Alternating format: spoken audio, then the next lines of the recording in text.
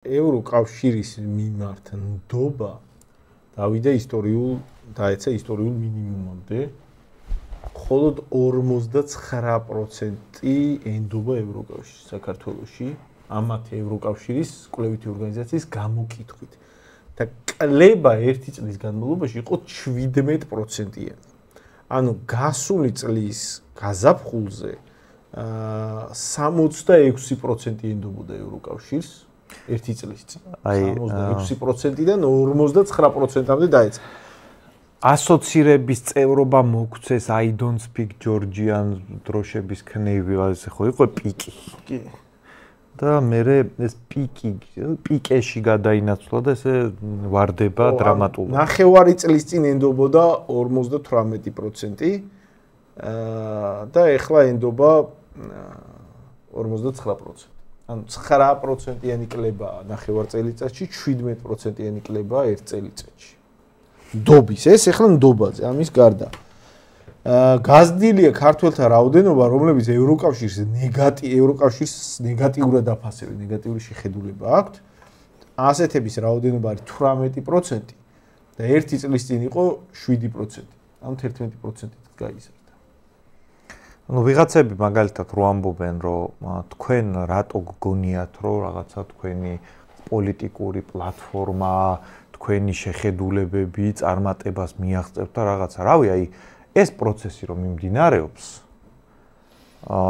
რა ვიცი, ეგ ადრე თუ გვიან ჩვენი ელექტორალური ბაზის გაზრდაში დაკონვერტირდება, ვისაც ოდნავ მაინც პოლიტოლოგია ესმის, ხვდება რომ ეს პროცესი რომ დაიქოქა და თქვენს მონამორჩილებს მაგაში ლომის წვლილი აქვს შეტანილი წლების მანძილზე, სანამ მეინსტრიმი გახდებოდა მაგისი ახსნა მანამდე ვაკეთებდით, სანამ 1% იყო. სანამ 1% იყო მანამდე რომ დავიწყეთ მაგის კეთება, ადრე თუ გვიან ეს ყველაფერი ჩვენს ელექტორალურ ბაზაზე აისახება და ეგ არის გარდაუვალი.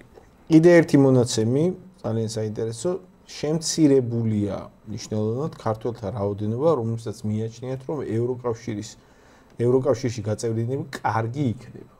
ასეთების რაოდენობა არის 60%. ანუ მხოლოდ 60%-ს მიაჩნია, რომ შესვლა შეგიძლია და კარგი იქნება თუ არა და მხოლოდ 60 ემხრობა ამ იდეას. ერთი წლის წინ ემხრობოდა 74%. ან 14%-იანი კლება ერთ წელიწადში. ხალხის, რომელსაც მიაჩნია. ანუ ჩვენ პირდაპირ შეგვიძლია იცი თქვათ, უბრალოდ შეგვიძლია დაველოდოთ. და ევროკავშირის გვამს ევროკავშირის კრიტიკოსი თაობა გაიზრდება. ანუ პირდაპირ მომავალი თვითონ მოიტანს გამარჯვებას ამაზე. აი პირდაპირ ამაზე შეგვიძლია აი ასე დავაყენოთ საკითხი, რომ ტენდენცია წავა კიდე ერთ წელიწადში. კიდე სხვა ციფრები უკვე სხვა ციფრები იქნება, ეს ციფრები უკვე მოძველებული იქნება. ან მოვა დრო, აი ხო არის ეგეთი გამონათქვამი, რომ ხროდის იქნება, რომ აი გადაშენდებიან კონსერვატორები, მარტო ლიბერალები დარჩებით. მე აი ამოწყდებიან და მე კარგად ვიცხოთ, ლიბერალები ხო იძახიან მაგას.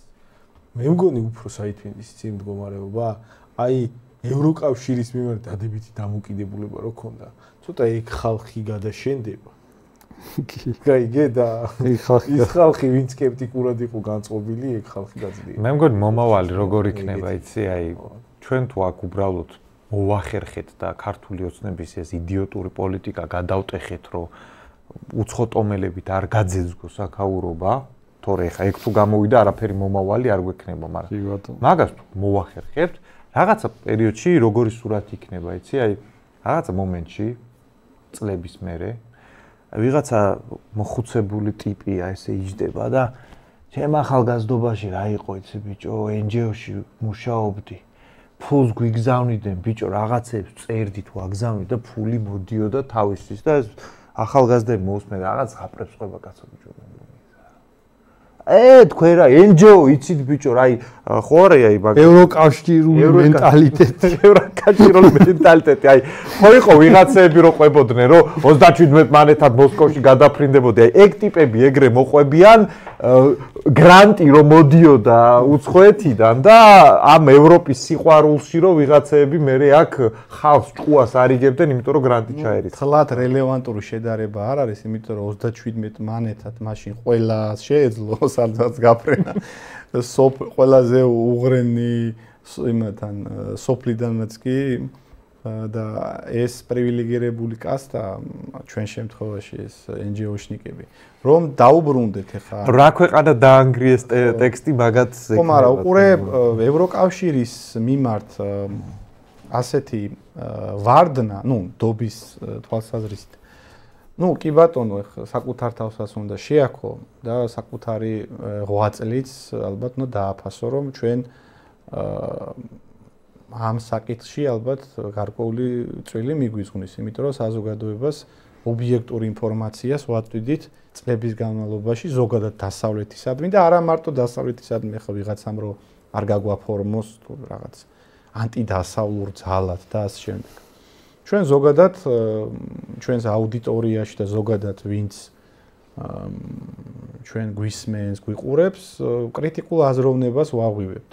კრიტიკულ შეხედულებას ვამკვიდრებთ ყველაფრის მიმართ. ხო და გარდა ამ ჩვენი ღვაწლისა, ჩემი აზრით არსებობს ბევრად უფრო წონადი ფაქტორი, რაც თავად დასავლეთში ხდება, თავად ევროკავშირის შიგნით ხდება და ეს აისახება თვითონ ევროკავშირის ტერიტორიაზეც. ხო, ეხლა მაგალითად პოლონეთში იყო რამოდენიმე დღის წინ საპრეზიდენტო არჩევნები, სადაც გაიმარჯვა ევროსკეპტიკოსმა კანდიდატმა, რომელიც რაღაც ევრობიუროკრატიის წინააღმდეგ არის, ბერლინის და პარიზის დიქტატურას და დირექტივებს არ შეასრულებს, ანუ პოლონურ საზოგადოებაში არსებობს ეგეთი პოზიცია, რომ პოლონეთს იყენებს ეს ევროკავშირი და ეს მისი ბიუროკრატია. ხო და მანამდე რუმინეთში იყო, ხო, კინაღამ გაიმარჯვა ანალოგიურმა შეხედულებამ. მანამდე სხვა ორბანი და არც ჩამოვთვლი. ანუ ზოგადად ეს ყველაფერი მეტყველებს იმაზე, რომ თვითონ დასავლეთი სუსტდება. ეს სხვა ვერაფერზე ვერ მიანიშნებს ეს ფაქტორი. იმიტომ რომ 10 წლის წინ მაგალითად 10 წლის წინ მაშინაც ამ აზრზე ვიყავით ჩვენ. მაშინაც ამაზე საუბრობდით, უბრალოდ უფრო სოციალურ ქსელებში და სხვა ფორმატში. მაგრამ მაშინ ამაზე საუბარი იყო იმდენად მიუღებელის კი არა, ხალხი ვერც კი იგებდა. ხალხი ვერც კი იაზრებდა, მათ შორის კონსერვატორებს ვისაც ვეძახდით ჩვენ, მაგ ხალხსაც არ ესმოდა რატო არის მაგალითად ეს ევროკავშირში რა არის ცუდი. ვერც გაიგებდნენ, ერთ-ერთი ყველაზე ესეთი ასეთი პასუხი, არგუმენტი ჩვენი ფლანგის იყო, რომ დასავლეთში ცუდიც ხდება და კარგიც ხდება. მოდი კარგი გადმოვაკოპიროთ. ანუ ის საკითხი, რომ დასავლეთი უხეშად ერევა ჩვენს საშინაო საქმეებში, ის რომ იქ დასავლეთი ცდილობს აქ გარკვეული ჯგუფების მთელი სეგმენტის დაფინანსებას, ის რომ ის ცდილობს საქართველოს გეოპოლიტიკური თვალსაზრისით გამოყენებას, ხშირად ჩვენს გეოპოლიტიკურ ინტერესებს არ ითვალისწინებს და არ იცავს, ეს იმდენად წარმოუდგენელი იყო, ეს იმდენად გაუგონარი იყო, რომ ყველაფერი ბრალდებოდა მხოლოდ მიშა სააკაშვილს. მაგალითად 2008 წლის ომის შემთხვევაც, მაგალითად მაშინ მთლიანად ეს ჯოხი გადატყდა სააკაშვილზე. თუმცა ვინ იყო მასთან კავშირში, გარედან ვინ კურირებდა მას, ვინ უბიძგებდა, ვინ უნთებდა რატო გადაწყვიტა ეგეთი სუიციდური ნაბიჯი, უბრალოდ გაგიჟდა სააკაშვილი ერთ დღეს, რა გეოპოლიტიკური ფუნქცია შეასრულებინეს, მე რატომ დაწერეს მაგალითად მაკეინი წერდა თავის მემუარებში, თავის წიგნში, რომ მე სააკაშვილს ვაფრთხილებდიო, რომ ეგ ნაბიჯი არ გადაედგა. მოკლედ მაკეინია აფრთხილებდა სააკაშვილს და სააკაშვილმა არ გაითვალისწინა მაკეინი რა ნუ ხო სისულელია ხა ამიტომ ცხადია ხა ეს პროცესი გასაგებია ლოგიკურია და რაღაცა თვალსაზრისით რაღაც კი არა კარგიცა იმიტომ რომ რა პოზიციაც არ უნდა გაგაჩნდეს ევროკავშირისადმი ემხრობი არ ემხრობი მოდი ამ საკითხში არ შევიდეთ დავაში იმიტომ რომ ფაქტი არის უხეში და ძალიან ჯიუტი არავინ არ აპირებს საქართველოს არსად ინტეგრაციას არც ევროპას არ უნდა თავად ამ პრობლემის ზურგზე მოკიდება იმიტომ რომ გეოგრაფიულად ძალიან შორს ვართ ვერ გვიცავენ და მათთვის პრობლემების გარდა არაფერი არ ვიქნებით. ანუ ევროკავშირმა რომ მიიღოს საქართველოს თავისი პრობლემებით, საქართველოს რა პრობლემებიც აქვს და რა პრობლემებით შეიძლება მომავალში გაუჩნდეს, ეგეც საქართველოს რაზე შეიყვანს, კაცო, ევროკავშირი, ანუ რა ვერ შეძლებს უსაფრთხოების უზრუნველყოფას. შესაბამისად, რაც მიუწვდომელია, საშიშია და არარეალურია, მაგაზე სახელმწიფოებრივი პოლიტიკის აგება ჩემი აზრით მცდარია და 40 წელი გადის უკვე აი ამ მირაჟის შექმნიდან და ჩემი აზრით მირაჟიდან რო გამოხვალ რაღაცა გზაც გამოჩნდება. აი მოდი აი 1-2 სიტყვით მაშინ ვიტყვი რა, ეხა გიორგი რასაც არჩევდა 2 წუთი დამჭირდება მაგის ასახსნელად, საერთოდ საქართველოში პროდასავლელობას რატო აქვს ეხა ეს დღე დამდგარი. იმიტომ რომ პირველი თემაც მაგას ეხებოდა მეორეც რა. აი ძალიან უცებრო ჩამოყაროთ, არსებობს ეგეთი მიმდინარეობა ქვია გეოპოლიტიკა. ამერიკელებიც, რუსებიც, ბრიტანელებიც, ვინც მეტნაკლებად ერკვევა, მაგ მიდგომას იყენებენ. გეოპოლიტიკაში არსებობს სამი ცნება, ეგ არის ჰარტლანდი, ეს არის სიფაუერი და ეს არის რიმლენდი. ანუ ჰარტლანდი არის მატერიკული მიწის ძლიერი ცივილიზაციები, სიფაუერი არის ზღვით ვინც ვაჭრობენ, ანუ ადრე ეგ ბრიტანეთის იმპერია იყო, ეხლა ამერიკის შეერთებული შტატებია და არსებობს ამათ შორის ესეთი ბუფერული ზონა, რიმლენდი. ანუ რაღაც ადგილი, სადაც უნდა იყოს სულ ომი, რომ არ გაფართოვდეს ეს მიწის ცივილიზაცია და ზღვის ცივილიზაცია აკონტროლოს სავაჭრო გზები. ჩვენ მაგ სქემაში ვართ ბუფერული ზონა. საქართველოს ფუნქცია არის, რომ პერიოდულად დათვი რო არის ზემოთ, იმას ვუკბინოთ ხოლმე ერთ ადგილზე.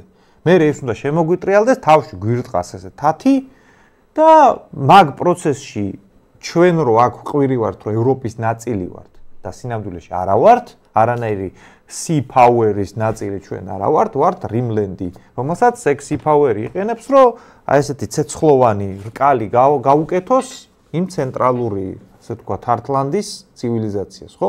აი ეს ახლა არის გაწერილი დოქტრინალურად. ვისაც კითხვა უნდა ბოლო-ბოლო, აი არ არის რაღაცა ძალიან იმებში, სიღრმეებში წასვლა, ბოლო-ბოლო ზბიგნევ ბზეჟინსკის დიდი საჭადრაკო დაფარო აიღო და წაიკითხო, უკრაინაში ომი რატო არის, ეგეც აღწერილია, საქართველოს 2008 წლის ომი რატო დაემართა, ეგეც გასაგები არის და ეგ არის, აი წერა კითხვა ვისაც შეუძლია აიღოს წინ წაიკითხოს და გაიგოს.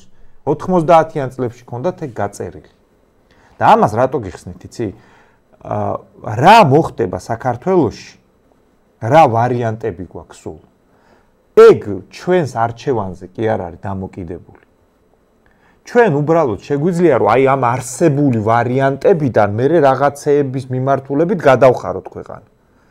მაგრამ ვიღაცას რო წარმოუდგენია რომ შენ ამ გეოპოლიტიკაში ხარ ბუფერულ ზონაში და უცებ რახან გამოაცხადე ლონდონის და იმის პარიზის გვერდით უნდა აღმოჩნდე, იმიტომ რომ ესე გინდა, ეგ ეგრე არ მუშაობს. ამის ახსნას რო ჩვენ წლები ვცდილობდით, ოცნებაც, ნაცებით, ვაფშე ყველა. მაგის გამო გვაცხადებდნენ ცუდ ხალხად, მოღალატებად და ასე შემდეგ. და ნელ-ნელა ხალხი ამას რო აცნობიერებს, იმიტომ არის ესეთი ციფრები. შეიძლება მაგათ რაღაცა გეოპოლიტიკური დოქტრინა და რაღაცები ჩვეულებრივ ადამიანს არ ესმოდის, მაგრამ ინტუიციურ დონეზე რო გვიყენებენ და მარტო ეგ ფუნქცია გვაქვს. და უკრაინის მაგალითიც რო კარგად გამოჩნდა, ხალხი ხვდება ნელ-ნელა და ეს ტენდენცია მხოლოდ მოიმატებს. რაც კარგია, იმიტომ რომ ჩვენი ქვეყნის უსაფრთხოებისთვის საჭიროა რომ ხალხი გაერკვეს ამ სქემაში ჩვენ რო საზარბაზნე ხორცის ფუნქციის გარდა სხვა ფუნქცია არ გვაქვს. აი ეს არის ძალიან მნიშვნელოვანი რა.